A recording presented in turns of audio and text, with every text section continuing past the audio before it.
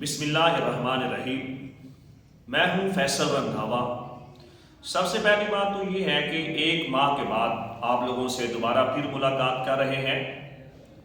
Election کا زور ہے اور ہر طرف سے ہر ایک امیدوار ہمیں یہی کہتا ہوا نظر آ رہا ہے کہ جیت میری ہوگی اور ہار میرے حریف کی ہوگی۔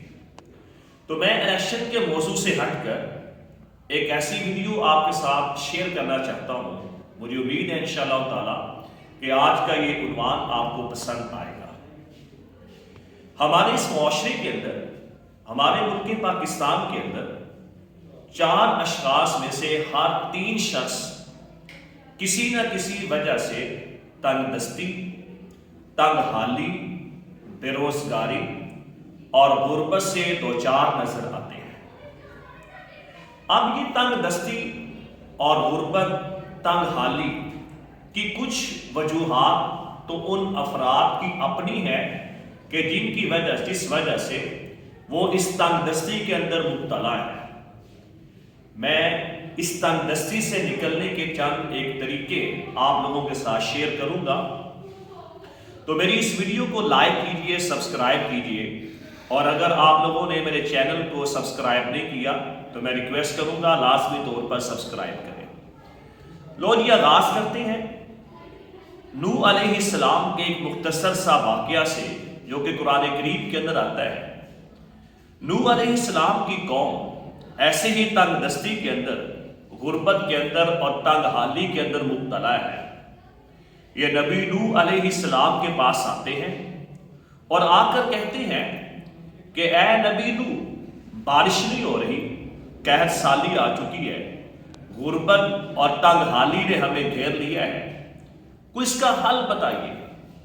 نوح علیہ السلام نے ان کو کوئی لمبی چوڑی واضح و نصیحت نہیں کی، چند ایک جملوں کے اندر، چند ایک لفظوں کے اندر اپنی قوم کو سمجھا دیا کہ تم تنگ دستی سے کیسے نکل سکتے ہو۔ فرمایا استغفروا ربکم، اپنے رب سے گناہوں کی معافی مانگو، اللہ تعالیٰ تمہارے اوپر سے یہ قحط سالی کو دور کر دیں گے، تمہاری تنگ حالی، تنگ دستی یہ خوشحالی کے اندر تبدیل ہو جائے گی۔ اور اس کے بعد یعنی کہ تنگ دستی اور تنگ حالی سے نکلنے کا ایک طریقہ یہ ہے کہ استغفار کیا جائے، اپنے گناہوں کی معافی مانگی جائے۔ اور پھر حضور اکرم صلی اللہ علیہ وسلم کا ایک ارشاد عظیم ہے کہ جس پر بعد میں مکمل تحقیق کی گئی۔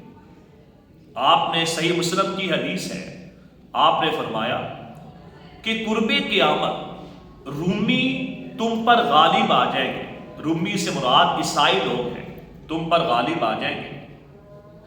اب یہ وہ حدیث کہ صحابہ کرام پریشان ہو گئے کہ اس وقت تو ہم رومیوں پر غالب ہیں، وہ کیسا وقت آئے گا کہ رومی ہم مسلمانوں پر غالب آ جائیں گے۔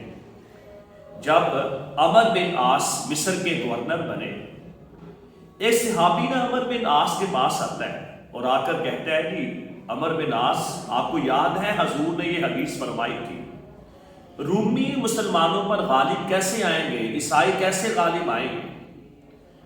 عمر بن عاص نے فرمایا کہ میں نے اپنا بہت سارا وقت ان رومیوں کے ساتھ گزارا ہے، عیسائیوں کے ساتھ گزارا ہے، ان کے اندر میں نے چند خوبیاں دیکھی ہیں کہ جن کی وجہ سے یہ لوگ ہم پر غالب آئیں گے۔ تو وہ خوبیاں کون کون سی ہیں، یہ بھی ایک حدیث کی کتاب صحیح مسلم کے اندر ہی آتا ہے۔ میں ایک ایسی جامع گفتگو کر رہا ہوں جو دلائل کے ساتھ ہے۔ آپ نے فرمایا کہ ان کی سب سے بڑی خوبی تو یہ ہے کہ اگر کسی کام کے اندر وہ ناکام ہوتے ہیں، تنگ دستی آتی ہے، غربت آتی ہے، تنگ حالی آتی ہے، تو وہ لوگ اپنا محاسبہ کرتے ہیں، اپنا محاسبہ کرتے ہیں۔ ہر فرد انفرادی طور پر اپنا محاسبہ کرتا ہے کہ یہ تنگ دستی آنے کی وجہ کہیں میں تو نہیں ہوں، وہ پھر اپنے آپ کو ٹھیک کرتا ہے۔ نمبر 2 پر اگر وہ کسی کام کے اندر ناکام ہو جاتے ہیں تو وہ مایوس نہیں ہوتے، وہ نئے سرے سے اپنے آپ کو تازہ دم کر کے اسی کام میں کامیابی کے لیے کوشش